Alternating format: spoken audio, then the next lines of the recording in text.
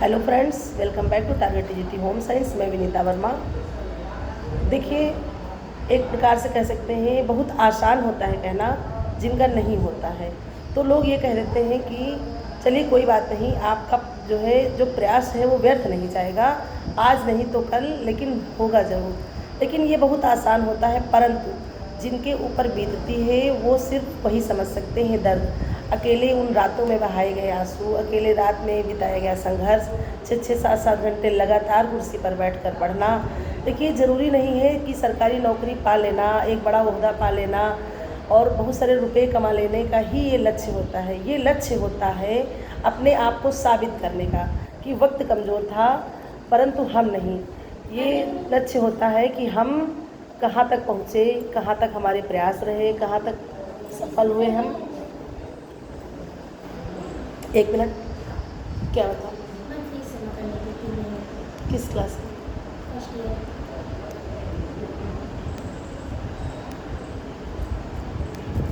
First year की मतलब? देखिए भाई, मार्कशीट का है कि हाई स्कूल की? तो एडमिशन हो गया क्या? जिसके पास एडमिशन हो उससे मिलो बेटा। एडमिशन कौन किया था? तो वहीं जाओ, उन्हीं के पास फिर जमा होगी। वहीं जाओ, पता करो, देखो किसी से पूछो। हाँ, क्लास में होगी। Sorry for that. देखिए, तो हम कहाँ पर थे कि बहुत आसान होता है परंतु चीज़ें बेहतर करने में बहुत समय लगता है। तो देखिए, हम हार नहीं मान सकते। अभी तक जो हमने संघर्ष किया है, जो हमने इतना लंबा सफ़र तय किया है, हम लोग इतने आगे निकल चुके हैं कि पीछे लौटना आसान नहीं है। और मैं तो यही कहना चाहूँगी आप सभी लोगों से भी, जो हमसे जुड़े हैं, जो हमसे पढ़ते हैं, उनसे तो मैं यही कहूँगी कि आप लोग हार मत मानिए। अगर आप हार मान लेंगे तो ये हार सिर्फ आपकी नहीं होगी, आपके माँ बाप की हार होगी, आपकी परवरिश की हार होगी, जो आपने संघर्ष किया है उसकी हार होगी। तो हार नहीं मानना है। हाँ, ये बात अलग है कि सिस्टम मतलब कह सकते हैं एक तरह से कि बहुत बेकार चल रहा है इस समय। देखिए, हम सोचते हैं कि अगर हम हार मान लेंगे तो अपनी आने वाली पीढ़ी को हम क्या समझाएंगे, अपने बच्चों को, या हम जिनको भी पढ़ाते हैं या कहीं पर भी अगर आप टीचिंग का कार्य करते हैं या इसी से भी जुड़े, तो उनसे क्या कहेंगे आप कि बेटा आप पढ़िए, आप आगे बढ़िए, शिक्षा व शेरनी का दूध है, जो जितना पिएगा उतना दहाड़ेगा। ये सब हम अपने बच्चों को, अपने आने वाली पीढ़ी को कैसे समझाएंगे? फिर तो वो कहेंगे कि आपने भी संघर्ष किया था, तो इसका क्या नतीजा निकला? तो जब तक हम अडिग नहीं रहेंगे अपने रास्ते पर, तब तक हम अपनी आने वाली पीढ़ी को क्या समझाएंगे? तो इसलिए हमें आगे बढ़ते रहना है, डिमोटिवेट नहीं होना है, हमें अपने आप से प्रयास करना होगा।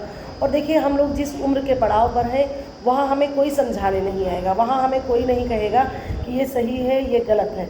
हमें अपने कदम फूंक फूंक कर रखने होंगे।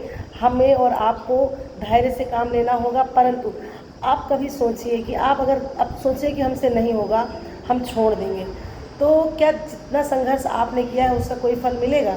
वो अभी तक आपने क्यों तय किया है? आपको सोचना चाहिए था।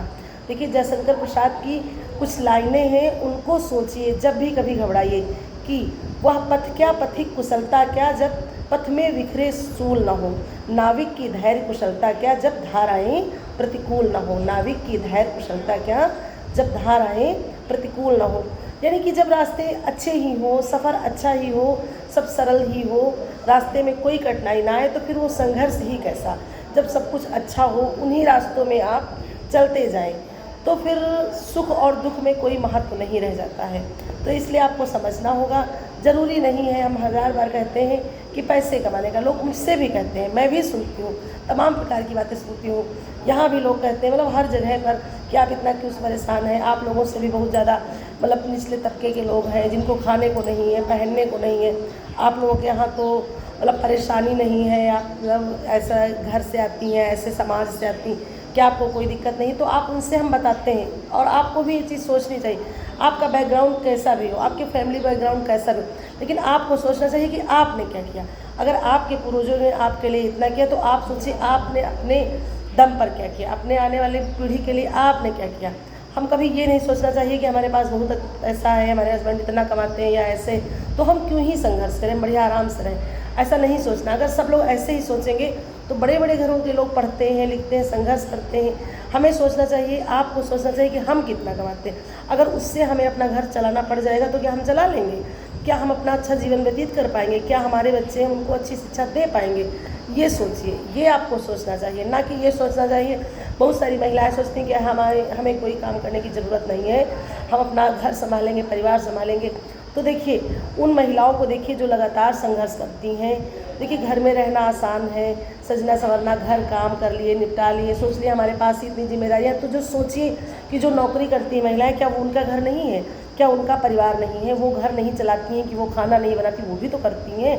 और वो संघर्ष की राह चुनती हैं, लेकिन ऐश और आराम की राह नहीं चुनती हैं। तो हमेशा संघर्ष को ध्यान में रखना चाहिए। जिस खानदान में, जिस जो है आपके कह सकते हैं एक तरह से जिस माहौल में आपकी परवरिश हुई हो, तो उसको आपको अपने जीवन में उतारना होगा और हमारा जो लक्ष्य है उस तक आपको पहुंचना होगा। और मैं डिमोटिवेट नहीं करूंगी, मैं तो यही कहूंगी कि आप हार मत मानिए। बहुत से लोग कह रहे हैं मेरा 121 पे नहीं हुआ, 123 पे नहीं हुआ, कट ऑफ इतनी हाई जा रही, कितना पढ़ना होगा। लेकिन हम पढ़ेंगे, कुछ भी हो जाए हम हार नहीं मानेंगे। जहाँ तक कि ब्रह्म ज्ञान प्राप्त करना पड़ेगा तो वो भी पढ़ेंगे। अगर नहीं पढ़ेंगे, सफल नहीं होंगे, तो जिन लोगों ने किताब के पन्ने भी नहीं पलटे हैं वो आकर हमको बताएंगे कि ऐसे नहीं ऐसे होता है, वैसे नहीं ऐसे होता है। तो जो हम लोगों ने अथक प्रयास किया है वो बेकार हो जाएगा। इसलिए घबराना नहीं है, हमको अपने आप से अपने अंदर एक शिक्षा की जो है लौ जगानी होगी, क्योंकि हम ही अपने आप के कृष्ण हैं, हम ही अपने आप के अर्जुन हैं, हम ही अपने आप के कर्ण हैं, खुद ही गुरु और खुद ही शिष्य हैं। हमको कभी हार नहीं माननी होगी और जो हम इतना रास्ता तय कर चुके हैं उस रास्ते को छोड़ना भी नहीं होगा। तो मैं यही कहना चाहूँगी कि ये सिस्टम है, लेकिन सिस्टम भी कितने दिन तक चलेगा। बड़े बड़े राजा महाराजा आए, हिटलर भी आया, उसने भी तानाशाही दिखाई, लेकिन वो यहाँ पर बैठे नहीं रहे। तो आप ये सोचिए, कभी एक ऐसा वीडियो मेरी नज़रों में आया था, मैंने देखा था कि एक इंसान था, दो थे, तो एक पानी लगातार चलाने की प्रयास कर रहा था, चला रहा था, बिल्कुल पानी ऊपर तक पहुँचने ही वाला था, बिल्कुल थोड़ा सा रह गया था और उसने हार मान ली, उसने नल का हाथ छोड़ दिया। तो पानी जितना चढ़ा था वो वापस लौट गया। और एक इंसान था जो लगातार चलाता रहा, जब तक पानी निकल नहीं आया, तो अंत में वो सफल हो गया और उसने हार नहीं मानी। तो मैं तो यही कहना चाहूँगी कि हर समय हर स्थिति निर्धारित है, विधि का विधान तय है। क्योंकि देखिए मैं कितने उदाहरण पेश करूँ। जब कृष्ण के जब मित्र थे, बाल सखा थे सुदामा, उन्होंने भी अपने जीवन में बहुत कष्ट उठाए। क्या पहले से जानते थे कि मेरा जो मित्र है वो द्वारिका में रहता है, वो भगवान है? क्या उनको बाद में तो नहीं पता था, पहले से पता था, वो पहले ही चले जाते। क्यों उन्होंने इतना जीवन अपना संघर्ष में बिताया? क्यों? क्योंकि विधि का विधान वही था। जब तक समय नहीं था तब तक उन्होंने गरीबी देखी, अपनी स्थिति जैसी थी उसी में उन्होंने गुजारा किया। लेकिन जब विधि का विधान आया, जब समय आया, तब वो उन तक पहुँचे, उन तक मिले, अपनी बात कही। तो देखिए इसी तरह से हर चीज़ का समय तय होता है। देखिए राम को एक दिन पहले राज्याभिषेक होना था, राजा बनना था, लेकिन विधि का विधान कुछ और था, पल में ही कुछ भी बदल सकता है। तो इसी तरह से हम तो यही कहेंगे कि अगर समय बदलना होगा, श्वास लेने भर का भी समय नहीं लगेगा, आपका समय बदल जाएगा। इसलिए आपको हार नहीं मानना है, हमको भी नहीं मानना है, और आपको बहुत ज़्यादा प्रयास नहीं करना है, क्योंकि आपने बहुत चीज़ें सीख ली हैं, बस थोड़ा ही कोर कसर है।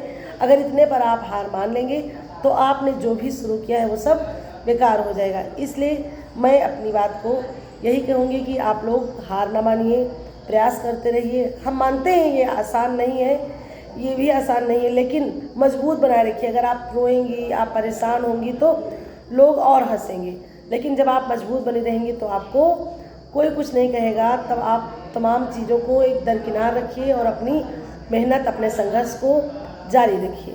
तभी जा कर के आप अपनी जो आपने गोल बनाया है, जो आपने अपना लक्ष्य निर्धारित किया, वहाँ तक आप पहुँच पाएंगे। फिर तब तक के लिए धन्यवाद, मिलते हैं फिर नेक्स्ट वीडियो में।